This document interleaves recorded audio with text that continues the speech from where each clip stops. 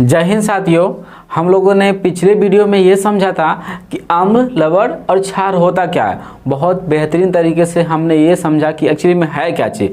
तो हमने क्या हुआ कि बेसिकली स्वाद से जाना और लिटमस पेपर से जाना कि एक्चुअली में है क्या चीज़, ठीक है। और एक छोटी सी बात थी, आपको मैंने बताना भूल गया था। वो बात ये थी कि मैंने कहा था ना कि अम्ल जो होता है हम उसे चख के बता सकते हैं। तो लिटमस पेपर का यूज ही क्यों हमने किया, हल्दी से क्यों पहचाना? तो देखो ध्यान से, हमने यूज इसलिए किया क्योंकि ध्यान से जो अम्ल होता है ना, अम्ल बहुत खतरनाक होता है। अम्ल की क्षमता अगर ज़्यादा हो तो आपको जला सकता और काट सकता। मान लीजिए ये अम्ल है, एक डब्बा है, डब्बे में क्या है, लिक्विड अम्ल है, यानी पानी की तरह अम्ल है। और उसको जब हम चाटेंगे, अगर मान लो उसकी क्षमता कम है तो कोई दिक्कत नहीं है, खट्टा है। लेकिन ज़्यादा उसकी अम्लीयता है और ज़्यादा उसमें अम्ल की मात्रा है तो देखिए हमारे जीभ को भी जला सकता है, त्वचा को भी जला सकता है। इसलिए हम उसे चखते नहीं हैं, टेस्ट करते हैं, ठीक है। बस इतना ही बेसिकली समझो। अब हमें यहाँ समझना है अम्ल को पहचानने का एक तरीका और है। किसके तरीके से? एक है आर्हेनियस के आयनन सिद्धांत से आएगा। आर्हेनियस के आयनन सिद्धांत क्या है? तो देखिए ध्यान से, आर्हेनियस का आयनन सिद्धांत का मतलब क्या है और ये इसमें होता क्या है, ऐसे हम पहचानेंगे। तो आर्हेनियस के आयनन सिद्धांत में देखो होता क्या है। होता ये है कि जब कोई अम्ल का जलीय विलयन किया जाए, जब किसी अम्ल का जलीय विलयन किया जाए तो उसमें से हमें हाइड्रोजन प्लस मिलता है। क्या मिलता है? हाइड्रोजन प्लस मिले तो वह क्या होता है? अम्ल होता है। तो आर्हेनियस के आयनन सिद्धांत से अम्ल किसे कहते हैं? जब किसी अम्ल का जलीय विलयन हो, यानी किसी अम्ल को जब जल में घोलते हैं, घोलने के बाद अगर इसमें हमें H प्लस मिले तो समझ जाना वो कौन सा है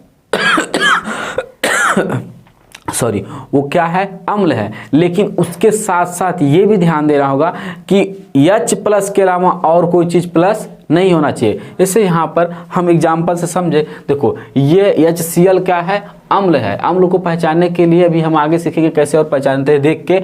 यहाँ HCl क्या है? हाइड्रोक्लोरिक क्या है? अम्ल है। ये अम्ल है। अम्ल को मैंने क्या किया? जलीय विलयन, यानी इसको पानी में जब मिलाएंगे तो देखिए H प्राप्त हुआ, तो यहाँ पर H प्लस हुआ। देखिए प्लस के अलावा H प्लस, यहाँ प्लस एक ही बार है, क्या इसके बाद भी कोई और प्लस आया? नहीं। तो इनके आयनन सिद्धांत के अनुसार जब हम किसी अम्ल का जलीय विलयन करते हैं तो हाइड्रोजन मिलता है, उसके अलावा और कोई प्लस नहीं प्राप्त होता है। तो जब ऐसा हो तो समझ जाना वो क्या है? अम्ल। तो देखिए ध्यान से क्या करें, हमने इसका जलीय विलयन किया, पानी में मिलाया तो हमें H प्लस मिला। क्या इसके बाद कोई और प्लस मिला? नहीं। तो ये क्या है? अम्ल है। दो कंडीशन, क्या होना चाहिए? H प्राप्त होना चाहिए, दूसरा प्लस और कुछ न प्राप्त हो, प्लस में और कोई नहीं आना चाहिए, तभी वो क्या कहलाएगा? अम्ल कहलाएगा। तो देखिए यहाँ पर इसको जब हमने इसका जलीय विलयन किया तो देखिए हाइड्रोजन अलग हो गया और वो क्या हो गए? अलग हुए। तो देखिए अब आप समझ सकते हैं, इसे आप देख लीजिएगा। तो यहाँ पर जितने भी हैं हमने सब में ये देखा कि हाइड्रोजन क्या हो गए हैं? अलग हो गए हैं। और उसके साथ साथ जो अलग हुआ वो माइनस में आया है, ना कि प्लस में आया है। यानी कि जो वह विलयन, वह चीज़, वह विलयन जिसमें मतलब सॉरी क्या कर रहा है कि जब हम किसी भी चीज़ को, या देखिए ये है और ये है, जब इसका हम जलीय विलयन करेंगे, जब हमें क्या प्राप्त हो जाए? हाइड्रोजन प्लस, तो क्या कहलाएगा? अम्ल कहलाएगा। उसके साथ हमें ये ध्यान देना है कि और कोई प्लस में ना आए। तो हम समझ गए। अब हमें पढ़ना है अम्लों के रासायनिक गुण। हमें क्या पढ़ना है? अम्लों के रासायनिक गुण, यानी केमिकल रिएक्शन होता है तो क्या क्या होता है।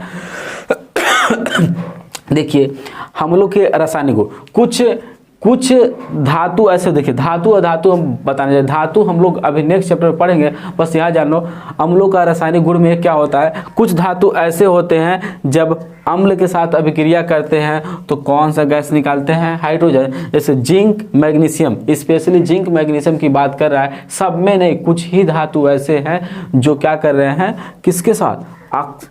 अम्ल के साथ जब मिलता है तो क्या निकालता है?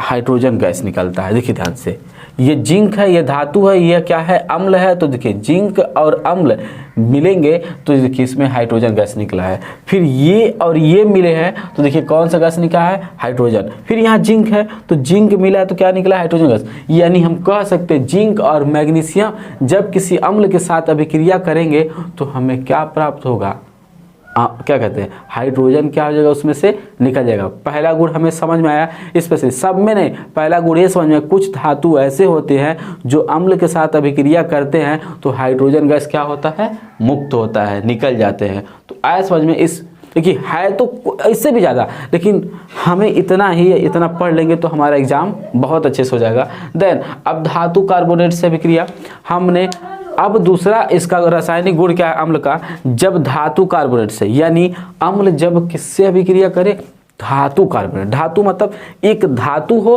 और एक CO3 हो। देखिए धातु कार्बोनेट, Na क्या है, धातु है, और CO3 क्या है, कार्बोनेट। तो ही कह रहा है कि जब धातु कार्बोनेट से, ये अम्ल है, हम लोगों ने ऊपर देखा था, जब धातु कार्बोनेट से अम्ल अभिक्रिया करता है तो हमें देखिए क्या प्राप्त होता है, लवण प्राप्त होता है, जल प्राप्त होता है और कार्बन डाइऑक्साइड प्राप्त होता है। तो ये याद रखना गुण है कि जब भी धातु कार्बोनेट का मतलब क्या है, उसके साथ CO3 हो तो वो क्या कहलाएगा, कार्बोनेट, और धातु हो तो धातु कार्बोनेट। देखिए ये Na धातु है, ये क्या है, कार्बोनेट। इसलिए धातु कार्बोनेट जब भी अम्ल के साथ अभिक्रिया करेगा तो हमें लवण प्राप्त होगा, जल प्राप्त होगा और क्या प्राप्त होगा, कार्बन डाइऑक्साइड। तो देखिए इनका हम अभिक्रिया कराए हैं अम्ल के साथ, तो देखिए जल प्राप्त हुआ है, क्या प्राप्त हुआ है, कार्बन डाइऑक्साइड गैस प्राप्त हुआ। फिर देखिए ये भी कार्बोनेट है, देखिए इसे धातु कहेंगे, ये क्या है, कार्बोनेट। तो जब धातु कार्बोनेट किसके साथ मिला है, अम्ल, ये अम्ल है, अम्ल के साथ जब मिला है तो देखिए हमारा जल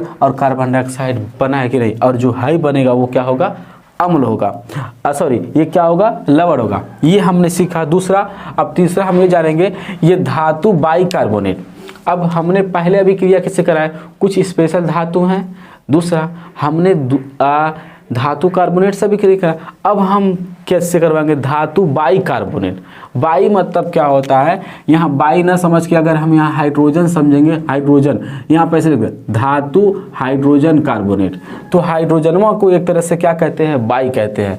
यहाँ पर देखिए अगर हम यहाँ हाइड्रोजन लिख देते, धातु हाइड्रोजन कार्बोनेट, और बाई को हटा दे तब पर भी वही है, और इसको हटा दे धातु बाइकार्बोनेट तो वही चीज़ है। तो कह रहा है कि जब धातु हाइड्रोजन कार्बोनेट अम्ल के साथ अभिक्रिया करता है तो जल और प्लस कार्बन डाइऑक्साइड गैस प्राप्त होता है। क्या प्राप्त होता है, सॉरी, कार्बन डाइऑक्साइड प्राप्त होता है। तो देखो दोनों चीज में तो यही हुआ, जल और कार्बन डाइऑक्साइड, जल और कार्बन डाइऑक्साइड, लवण। यानी कि हम समझ सकते हैं चाहे धातु कार्बोनेट अभिक्रिया करे अम्ल के साथ, चाहे देखिए चाहे धातु कार्बोनेट अभिक्रिया करे, चाहे धातु बाइकार्बोनेट अभिक्रिया करे, तो हमें लवण, जल और कार्बन डाइऑक्साइड गैस प्राप्त होता है। देखिए सोडियम बाइकार्बोनेट, तो देखिए इसे आप ऐसे सोडियम हाइड्रोजन कार्बोनेट। तो देखिए ध्यान से, चाहे इसे बाई कहिए चाहे कार्बोनेट, ऐसा हाइड्रोजन कहिए।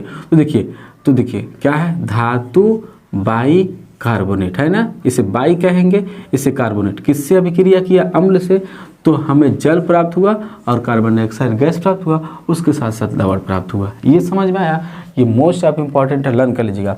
और चौथा क्या है, धात्विक ऑक्साइड। धात्विक ऑक्साइड मतलब जब कोई धातु ऑक्सीजन से अभिक्रिया कर लेता है तो वह क्या कहलाता है, धात्विक ऑक्साइड, यानी ऑक्साइड हो जाता है। तो ध्यान दें, धात्विक ऑक्साइड अब समझेंगे, देखिए ध्यान से, धात्विक ऑक्साइड यानी धातु ऑक्साइड अम्ल के साथ जब अभिक्रिया करे। देखिए ये धातु है और क्या है, ऑक्सीजन। तो जब धातु ऑक्सीजन के साथ मिला है तो क्या हो गया, धातु ऑक्साइड। और ये देखिए इसे हम कहेंगे धातु ऑक्साइड, और अम्ल के साथ धातु ऑक्साइड किससे अभिक्रिया किया, अम्ल के साथ, तो लवण और जल बनाता है। बस इतना याद रखिएगा कि जब क्या हो जाए, धातु ऑक्साइड और अम्ल अभिक्रिया करेंगे तो क्या बनाएंगे, लवण और जल। तो सेम देखिए ये भी क्या है, धातु ऑक्साइड है कि नहीं, सी ये क्या है, धातु है, ओ क्या है, ऑक्सीजन है। तो हमने कहा जब भी कोई धातु और ऑक्सीजन मिलते हैं तो क्या हो जाते हैं, ऑक्साइड। तो इसे हम क्या कहेंगे, धातु ऑक्साइड।